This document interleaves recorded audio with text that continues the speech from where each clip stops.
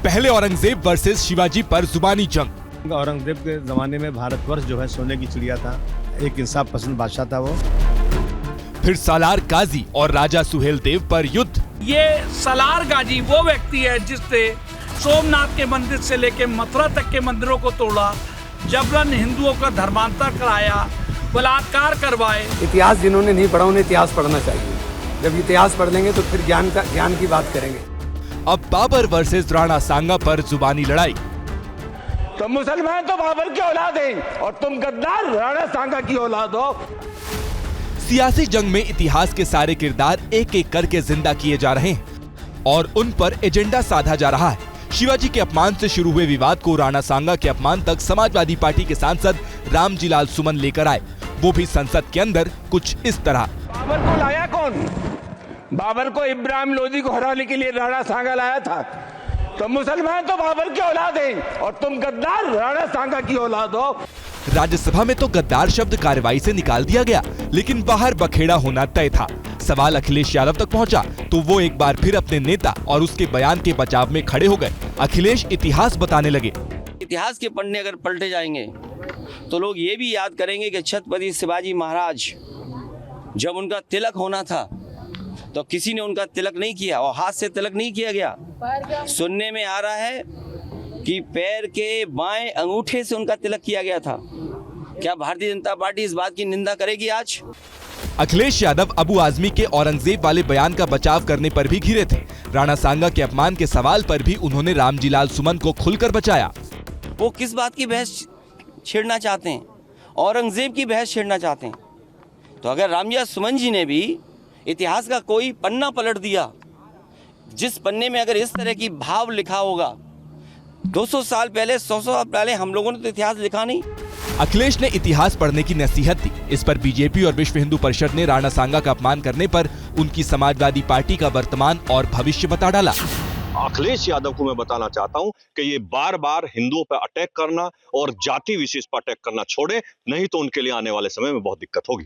मैं कह रहा हूं कि अखिलेश यादव को इमीडिएटली इस बयान पर माफी मांगनी चाहिए, अन्यथा तो इस पार्टी का अंतिम समय आ गया।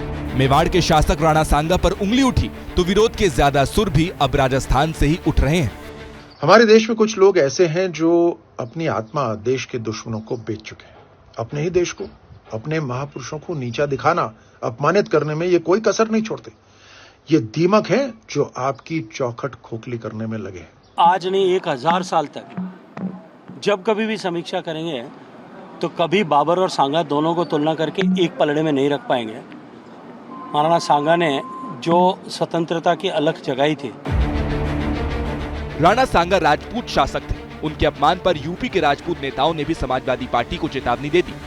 जिस वक्तव्य से किसी भी समाज को, किसी भी जाति को तकलीफ पहुंचती हो, बयान नहीं देना चाहिए। ये बयान उनको वापस लेना चाहिए और नहीं इसका परिणाम समाजवादी पार्टी भोगेगी। और ये गुस्सा अब समाजवादी पार्टी के अंदर भी दिखने लगा है।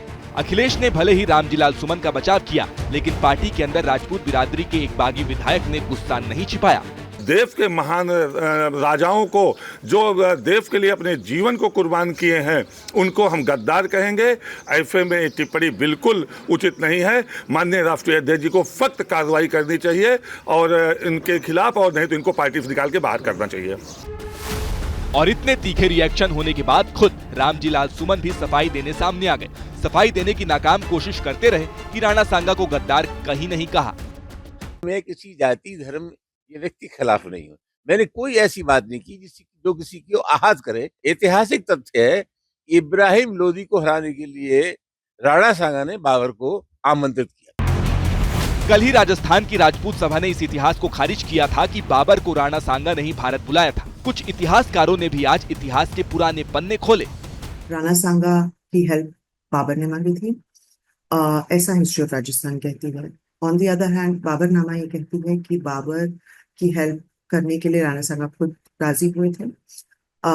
Satish Chandra history of medieval India में कहते हैं कि ये उन्होंने इसलिए किया क्योंकि राणा सांगा को कहीं ना कहीं लगता था कि अगर इब्राहिम लोदी को डिफीट कर दिया जाएगा, वो हरा दिया जाएगा, तो उसके बाद जब बाबर वापस चले जाएंगे तो ये सारी की सारी जो टेरिटरीज हैं, जो एरिया है नॉर्थ इंडिया का, वो राणा सांगा कैप्चर करे।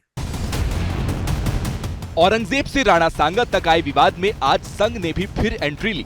पहले कहा था कि औरंगजेब प्रासंगिक नहीं है, आज सीधे कहा कि औरंगजेब आइकॉन नहीं हो सकता।